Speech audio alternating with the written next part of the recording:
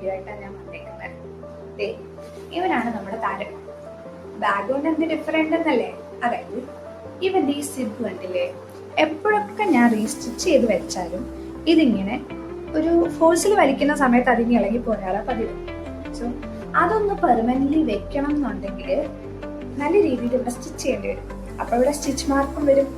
അപ്പൊ ഞാൻ ആലോചിച്ചു, എന്തുകൊണ്ട് ഒരു എംബ്രോയിഡറി വർക്ക് പോലെ ചെയ്തുകൂടാ?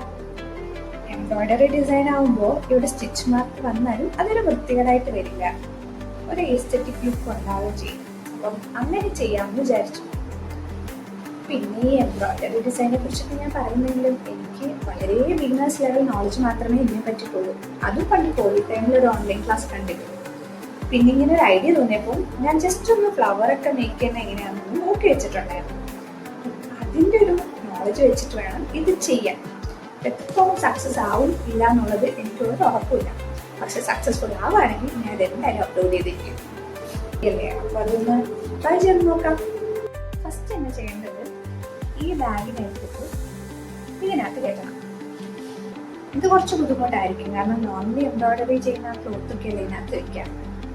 ബാഗ് ഇതിനകത്ത് വെക്കുമ്പോൾ എങ്ങനെയാണെന്ന് എനിക്ക് ഒരു ക്യൂരിയോസിറ്റി ഉണ്ട്. നമുക്ക് നോക്കാം.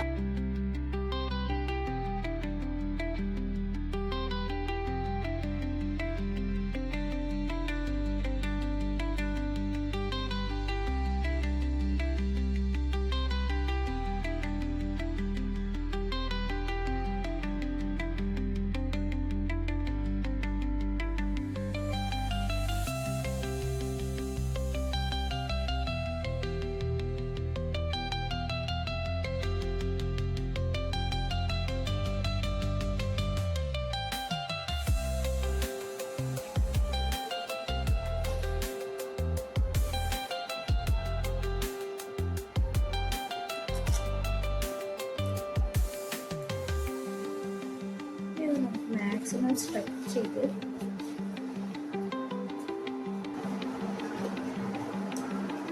തൽക്കാലം നമുക്കിതൊന്ന് ടൈറ്റ് ചെയ്ത് വെച്ചിട്ട് ബാക്കി സ്ട്രെച്ച് ചെയ്യാം, അല്ലെങ്കിൽ ഉള്ളത് കൂടി പോകും.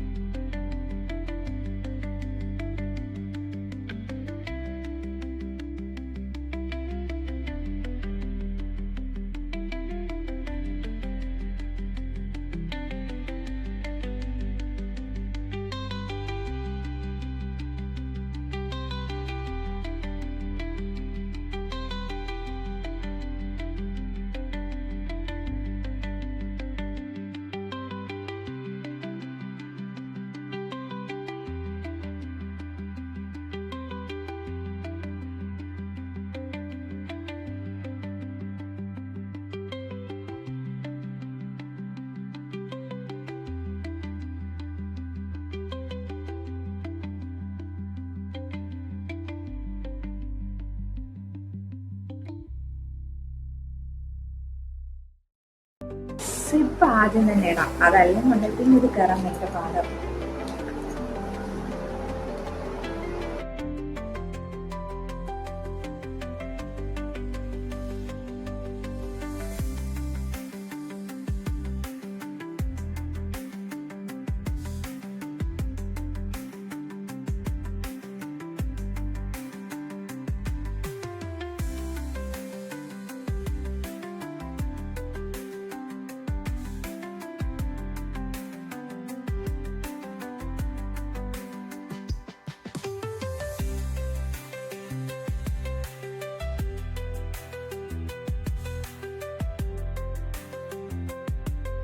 സക്സസ്ഫുള്ളി നമ്മൾ സിബ് ഇട്ട് കഴിഞ്ഞു.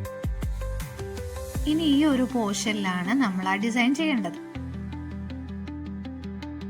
ബാഗിന്റെ കളർ ബ്രൗൺ ആയതുകൊണ്ട് തന്നെ അതിന് മാച്ചിങ് ആയിട്ടുള്ള ത്രെഡ്സ് വേണം നമ്മൾ യൂസ് ചെയ്യാൻ. അപ്പൊ എന്റെ കയ്യിൽ കുറച്ച് ത്രെഡ്സ് ഇരിപ്പുണ്ട്. അപ്പൊ അതിലേതാണ് ഇതിന് മാച്ചിങ് എന്ന് നമുക്ക് നോക്കാം. അങ്ങനെ ഇത്രയും കളേഴ്സ് ആണ് എന്റെ കയ്യിൽ അവൈലബിൾ ആയിട്ടുള്ളത്. അപ്പൊ ഇതിൽ നിന്ന് ഏതാണോ ഈ ബാഗിന് കൂടുതൽ ചേരുന്നത് ആ കളർ വേണം നമ്മൾ ചൂസ് ചെയ്യാൻ. അപ്പൊ ഞാൻ ഓരോന്നിങ്ങനെ നിരത്തി വെച്ചിട്ട് നോക്കുക ഏതായിരിക്കും കൂടുതൽ മാച്ചിങ് എന്നുള്ള രീതിയിൽ. അപ്പോൾ എനിക്ക് കുറച്ചുകൂടെ മാച്ചിങ് ആയിട്ട് തോന്നിയത് ഈ കളറാണ്. ഇതാവുമ്പോൾ ആ ബാഗിൻ്റെ ഡിസൈനിന് നന്നായിട്ട് മാച്ചായി പോകുന്നുണ്ട്. ഫസ്റ്റ് നമുക്ക് ബാഗിലൊരു ഡിസൈൻ വരയ്ക്കണം. നോർമലി ക്ലോത്തിലാണെന്നുണ്ടെങ്കിൽ ഇതുപോലെ ഒരു പേപ്പറും അതിനടിയിൽ കാർബൺ പേപ്പറും വെച്ചിട്ടാണ് നമ്മൾ വരയ്ക്കുന്നത്. അപ്പം ഒബ്വിയസ്ലി ആ ഒരു കാർബൺ പേപ്പറിൽ നിന്ന് ആ ഒരു ഷെയ്ഡ് ആ മെറ്റീരിയലിൽ കിട്ടും. പക്ഷെ ഇത് കുറച്ച് തിക്കായിട്ടുള്ളൊരു മെറ്റീരിയൽ ആയതുകൊണ്ട് തന്നെ വരച്ചാൽ ആ കളർ എത്തുമോ എന്നുള്ളത് എനിക്ക് കുറച്ച് ഡൗട്ടുണ്ട്. അതുപോലെ തന്നെ ഡാർക്ക് കളറും അല്ലേ, അപ്പം ഈ യെല്ലോ അത്ര എടുത്ത് നിൽക്കണം എന്നില്ല. നമുക്ക് നോക്കാം, എന്തായാലും വരച്ചു നോക്കുമ്പോൾ അറിയാം.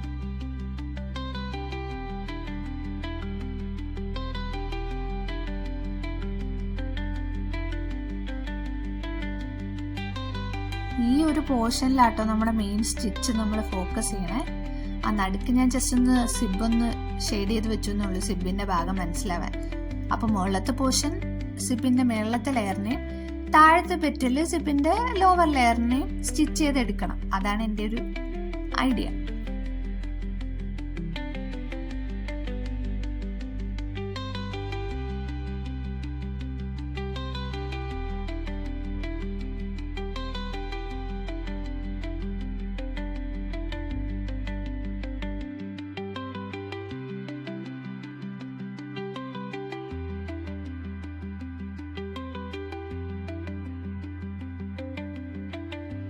എനിക്കൊരു കൺഫ്യൂഷൻ തോന്നിയ പോലെ തന്നെ ഇതിൻ്റെ കാർബൺ പേപ്പറിൻ്റെ ആ ഒരു ഇത് ബാഗിൽ വരുന്നുണ്ടായിരുന്നില്ല. ഇനിയിപ്പോൾ നമുക്ക് വേറെ ഓപ്ഷൻ ഇല്ല, അതുകൊണ്ട് തന്നെ പേന വെച്ചിട്ട് ട്രൈ ചെയ്ത് നോക്കാം, അതായിരിക്കും എളുപ്പം.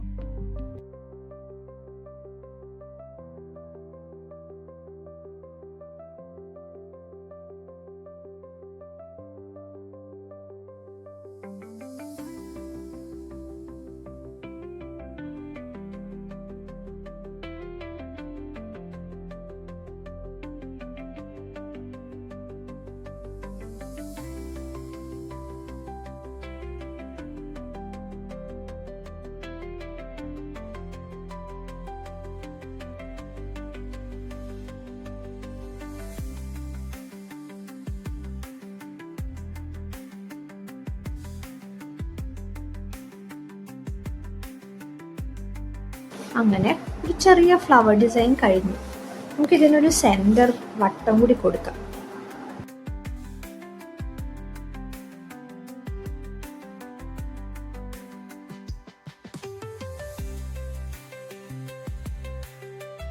നമുക്കിതിലേക്ക് ത്രെഡ് വർക്ക് ചെയ്തു തുടങ്ങാം.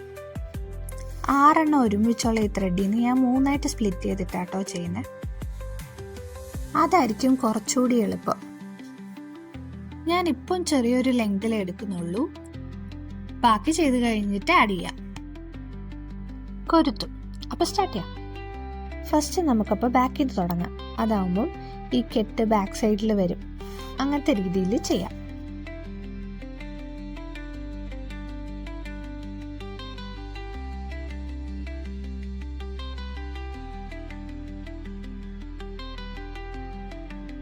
ഇനി ഇവിടെ നിന്ന് നേരെ സെന്ററിലേക്ക് നമ്മൾ ആദ്യത്തെ സ്റ്റിച്ച് ചെയ്യും.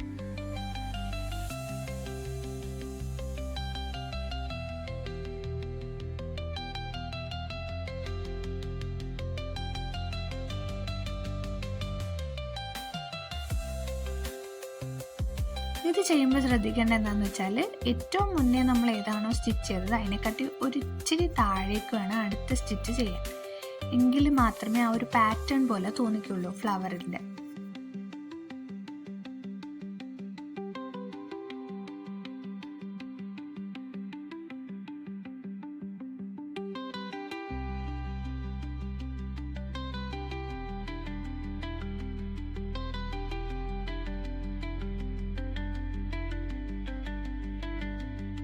അങ്ങനെ നമ്മൾ ഏകദേശം ഒരു പെറ്റല് കംപ്ലീറ്റ് ചെയ്തു. ഇതുപോലെ ബാക്കിയും ഇനി ചെയ്തു തീർക്കാം. കാണുമ്പോൾ ഭയങ്കര സിമ്പിളായിട്ട് തോന്നുമെങ്കിലും ചെയ്യാൻ എളുപ്പമായിരിക്കും എന്ന് പറഞ്ഞാൽ ഞാൻ ചെയ്തു തുടങ്ങി. പക്ഷെ ചെയ്തു വന്നപ്പോഴാണ് അതിൻ്റെ ആ ഒരു കാഠിന്യം എനിക്ക് മനസ്സിലായത്.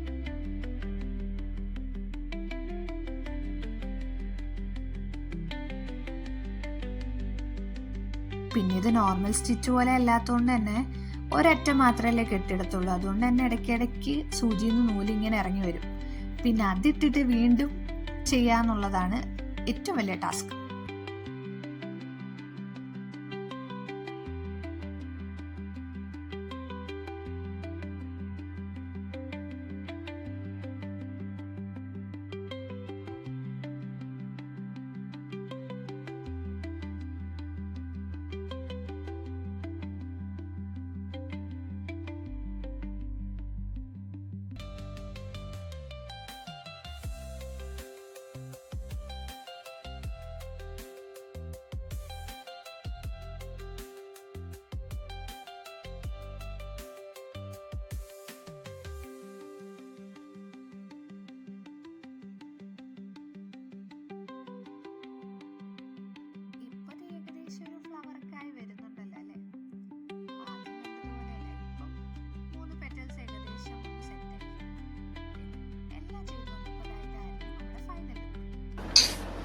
അങ്ങനെ ലാസ്റ്റ് കഴിഞ്ഞു നമ്മുടെ പണി.